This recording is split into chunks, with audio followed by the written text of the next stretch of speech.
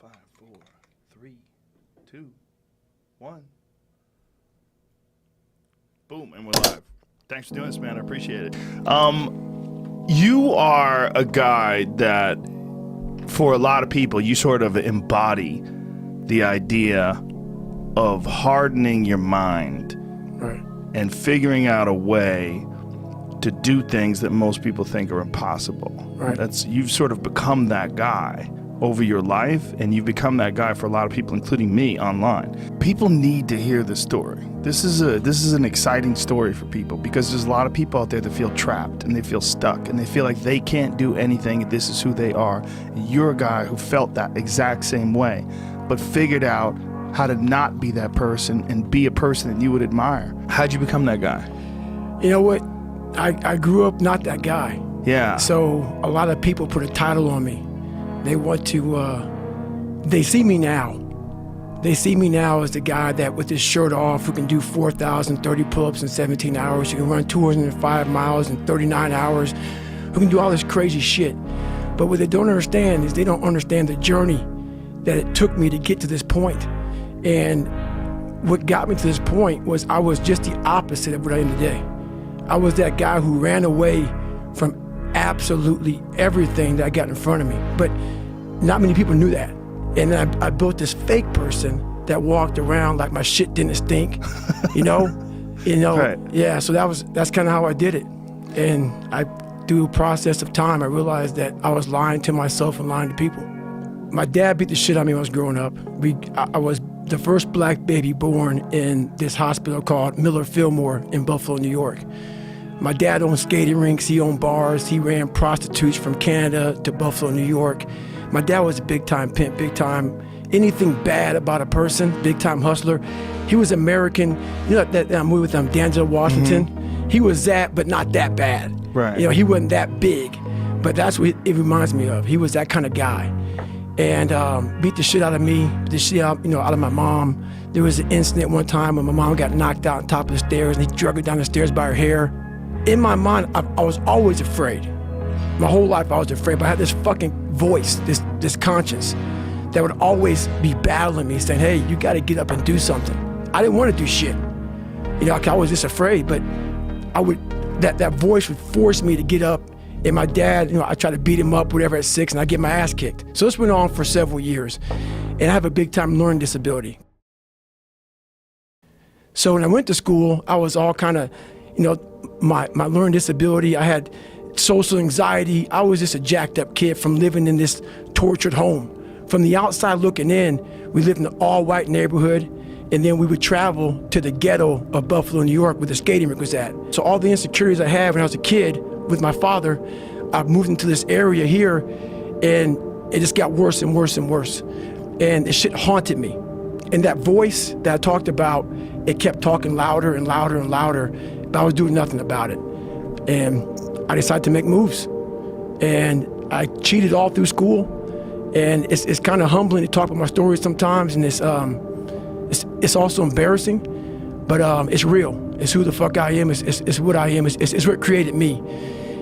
And I wanted to get in the military, wanted to join the Air Force, and I got in the Air Force and realized there was more things in front of me. I was afraid of the water, terrified of the water.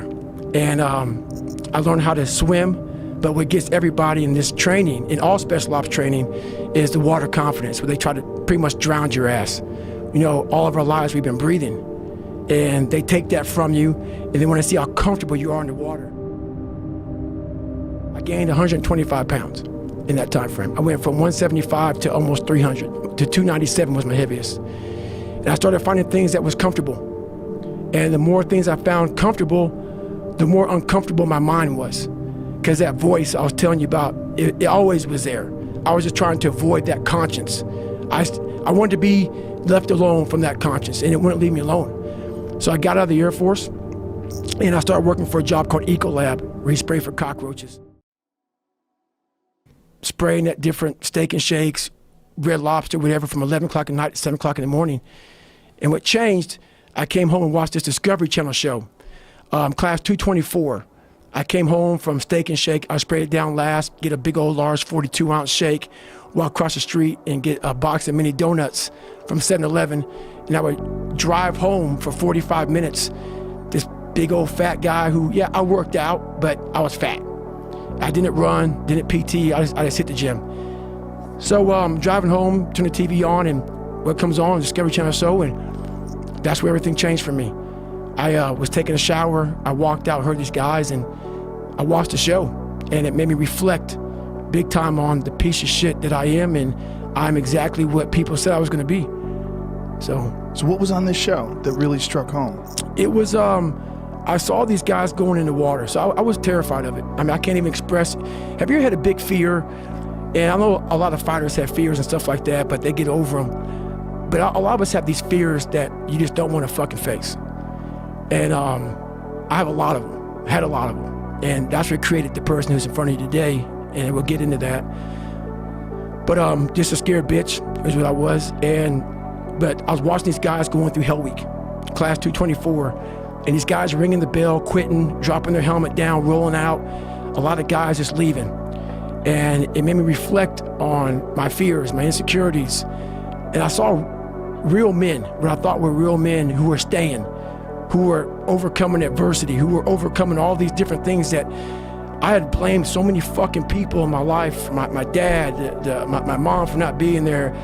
When I was 14 years old, my mom was gonna get remarried to this great guy. He got murdered.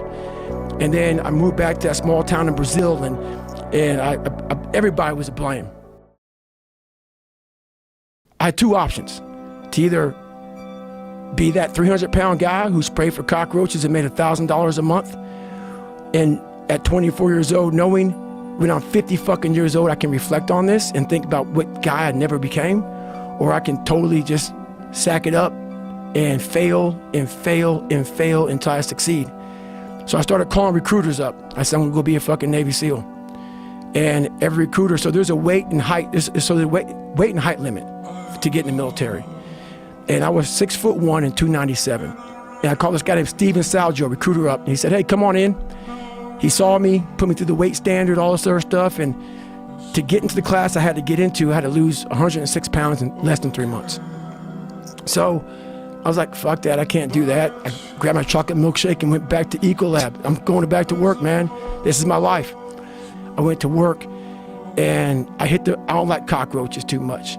I hit the mother load of cockroaches. And I sat there and said, this is my life. I said, this is my life. You are exactly who the fuck, this is it. And I said, this ain't gonna be it for me. So in that restaurant, I quit my job, left my canister in that restaurant, my spray canister, got back in my Ecolab truck, and I went home. And I started working out like somebody, I became the most obsessed person on the planet Earth. So my first run, when I decided to lose the weight, I was, like I said, 297. I was about 32% body fat. And my idea was to run 4 miles for my first run. I didn't know how bad it's gonna fucking hurt me. I used to run before I was fat, and I was like, fuck it, I can do this. I ran a 1/4 mile and walked home.